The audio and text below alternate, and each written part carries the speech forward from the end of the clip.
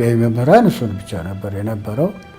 አንድ ከምድር ጦር ደግሞ የመጣ ሰው ነበረ እንደዚሁ እሱን የሚረዳው እንትን እንጂ ሌሎቹ ብዙዎቹ ከቡልጋሪያ ነው፣ ከአሜሪካ ናቸው ፒስኮሮች፣ ከህንድ የመጡ አሉ፣ ከጀርመን የመጡ አሉ፣ ከፈረንሳይ ብዙ ከቡልጋሪያ ነው እና ከጣሊያን ደግሞ በዳይሬክተርነቱ በኢትዮጵያን ተያዘ እንጂ በወቅቱ በነበሩት ጊዜ የነበረው አሸናፊ ብቻ ነበር። ፕሮፌሰር አሸናፊ በልደታቸው ዕለት በመኖሪያ ቤታቸው ግልጽ ባልሆነ ምክንያት ሞተው የተገኙ ሲሆን ምናልባት የራሳቸውን ሕይወት ሲያጠፉ እንዳልቀሩ ብዙዎች ይገምታል። ሰላም ውድ የኢትዮጵያ ዴይሊ ተከታታዮች፣ እናንተን ያዝናናሉ፣ ትምህርት ያስጨብጣሉ ያልናቸው መረጃዎች ይዘን መተናል። እንደተለመደው ላይክ፣ ሼር እንዲሁም ለቻናሉ አዲስ ሆናችሁ ቻናሉን ሰብስክራይብ በማድረግ ቤተሰብ እንድትሆኑ በአክብሮት ስንጠይቅ ወደ ዕለቱ መሰናዷችን እናልፋለን። ፕሮፌሰር አሸናፊ ከበደ አዲስ አበባ ግንቦት 8 ቀን 1930 ዓ.ም ተወለዱ። አባታቸው ግራዝማች ከበደ አድነው ሲሆኑ ከልጅነታቸው ጀምሮ የሙዚቃ ስሜትንና ፍቅር ያሳደሩባቸው እናታቸው ወይዘሮ ፋንታሁን ነካሬ ነበሩ። አያታቸው ሊቀ መኳንንት አድነው ጎሹ ደግሞ የአድዋ አርበኛና የንግስት ዘውዲቱም ታማኝ አማካሪ እንደነበሩ ይነገራል። የሙዚቃ ፍቅርን ገና በልጅነታቸው ያሳደሩባቸው እናታቸው ታዳጊ አሸናፊ ገና የ9 ዓመት ልጅ ሳሉ እኒህ የሚያፈቅሯቸውና እድሜ ልካቸው በሀዘን የሚያስታውሷቸው እናታቸው ሞተውባቸዋል። መሰረታዊ ትምህርታቸውን በዳግማዊ ምኒልክ ትምህርት ቤትና በቀዳማዊ ኃይለ ሥላሴ ሁለተኛ ደረጃ ትምህርት ቤት ኮከበ ጽባህ ካጠናቀቁ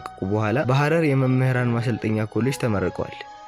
ከፍተኛ ትምህርታቸውን ደግሞ በኒውዮርክ ክፍለ ሀገር ከሚገኘው የሮቼስተር ዩኒቨርሲቲ ኢስትማን የሙዚቃ ትምህርት ቤት በ1954 ዓ.ም በመጀመሪያ ዲግሪ ከተመረቁ በኋላ ወደ ኢትዮጵያ ተመልሰው የያሬድ ሙዚቃ ትምህርት ቤትን መሰረቱ። የዚሁ ትምህርት ቤትም የመጀመሪያው ዳይሬክተር ከመሆናቸውን ባሻገር በአዲስ አበባው የወጣት የወንዶች ክርስቲያናዊ ማህበር ወይም ወክማ፣ በቀዳማዊ ኃይለ ሥላሴ የበጎ አድራጎት ድርጅት መርሃ ሐውራን ትምህርት ቤትና በመሳሰሉ የወጣት ማህበሮች እየተገኙ የሙዚቃ ትምህርትን እየሰጡ ነበር። የያሬድ ትምህርት ቤት ዳይሬክተር ሆነው 1955 ዓመተ ምህረት እስከ 1960 ዓመተ ምህረት ባገለገሉበት ወቅት በንጉሠ ነገስቱ ብሔራዊ ሙዚቃ አቀናባሪ ተብለው ከሰያሚያቸው ሌላ ለባህላዊ ጉዳዮች ላደረጉት የላቀ አስተዋጽኦ በ1959 ዓመተ ምህረት የቀዳማዊ ኃይለ ሥላሴ በጎ አድራጎት ድርጅት ተሸላሚ ሆኗል። የቀዳማዊ ኃይለ ሥላሴ የ75ኛ ዓመት የልደት በዓል በተከበረበት በዚሁ ዓመተ ምህረት በሁንጋሪያ መንግስት ተጋብዘው ወደ ቡዳፔስትን በመጓዝ ታዋቂ እረኛ ዋለዋሽንትና የኢትዮጵያ ሲምፎኒያ የተባሉት ሁለት ድርሰቶቻቸው በአቀናባሪነትና በኦርኬስትራ መሪነት አቅርበዋል። በሸክላም አሳተሟል።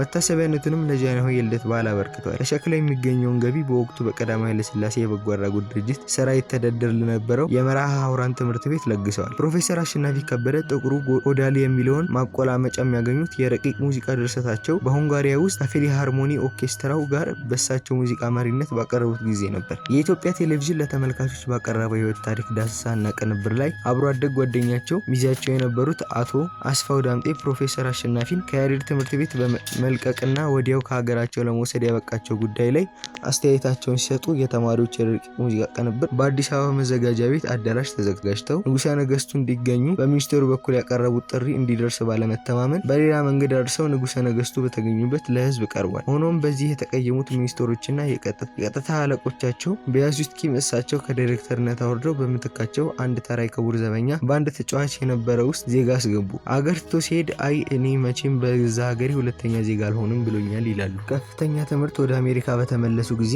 የሙዚቃ ጥናታቸውን አጠናቀው የማስተሪንግ ዲግሪ በ1961 ዓ.ም በዶክተርነት ደግሞ በ1963 ዓ.ም ከዊልስቴን ዩኒቨርሲቲ ተመረቁ። ከ1962 እስከ 1968 ዓ.ም ድረስ ኒውዮርክ ዩኒቨርሲቲ፣ ሂውስተን ኮሌጅ እና በማሳቹሴትስ ዌስት ብራንዲስ ዩኒቨርሲቲ በረዳት ፕሮፌሰርነት ሲያገለግሉ ከቆዩ በኋላ ህይወታቸው እስካለፈበት ጊዜ ድረስ ለ19 ዓመታት በፍሎሪዳ ዩኒቨርሲቲ መጀመሪያ ፕሮፌሰርነትና በኋላም የዩኒቨርሲቲ ጥቁር አሜሪካውያን የባህል ማዕከል ዳይሬክተር በመሆን ሲያገለግሉ ቆይተዋል። በተጨማሪም የዶክተር መላኩ በያን የአእምሮ ጥንስስ የነበረውን የኢትዮጵያ ከፍተኛ ጥናትና ምርምር ድርጅት ዳይሬክተር በመሆኑም አገልግለዋል። ፕሮፌሰር አሸናፊ ከመጀመሪያ ሚስታቸው ወይዘሮ እሌኒ ገብረ መስቀል ጋር ያፈሯቸው ኒና እና ሰናይት የተባሉ የሁለት ሴት ልጆች አባት ሲሆኑ ሰናይት አሸናፊ በአሜሪካ የታወቀች የትዕይንት መስኮት ተዋናይ ናት። ሶስተኛ ልጃቸው ያሬድ አሸናፊ ደግሞ ከአሜሪካዊቷ ሁለተኛ ሚስታቸው የተወለዱ ነው። ፕሮፌሰር አሸናፊ ከበደ የ60ኛ የልደት በዓላቸው ዕለት በመኖሪያቸው ቤታቸው ባለቤታቸው ግልጽ ባልሆነ ምክንያት ሞተው የተገኙ ሲሆን ምናልባት የራሳቸውን ሕይወት ሲያጠፉ እንዳልቀሩ ብዙዎች ይገምታል። አቶ አበራ ሞልቶም የተባሉት ወዳጃቸው ለኢትዮጵያ ቴሌቪዥን ቅንጅት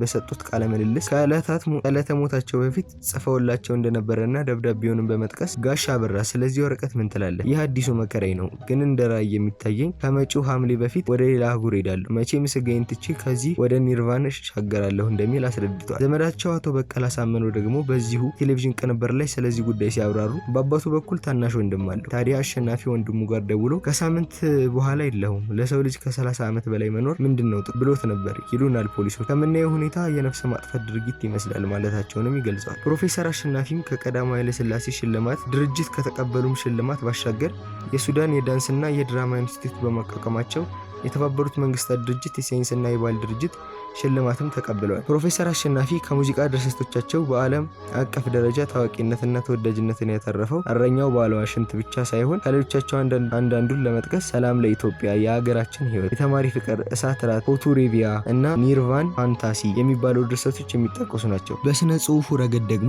በተማሪነታቸው ዘመን በ1956 ዓ.ም የደረሱትና ያሳተሙት ንስሐ ወይም ኮንፊውዥንስ የተባለው መጽሐፍና የሙዚቃ ሰዋሰው እንዲሁም በርካታ የጥናት ምርምር ድርሰቶችን ይጠቀሳሉ። ለዛሬ የነበረን ዝግጅት ይህን ይመስል ነበር። አብራችሁን እስከ መጨረሻው ደቂቃ ድረስ ስለቆያችሁ እያመሰገንን ሌሎች የኢትዮጵያ ዴሊ ዝግጅቶች እንዲደርሷችሁ ላይክ፣ ሼር፣ ሰብስክራይብ ማድረግ እንዳይረሳ እያልን ለዛሬ እዚህ ላይ እናበቃል። ፕሮግራሙን ስመራ የነበርኩት እኔ ማቲያስ ታደሰ ነኝ። መልካም ጊዜ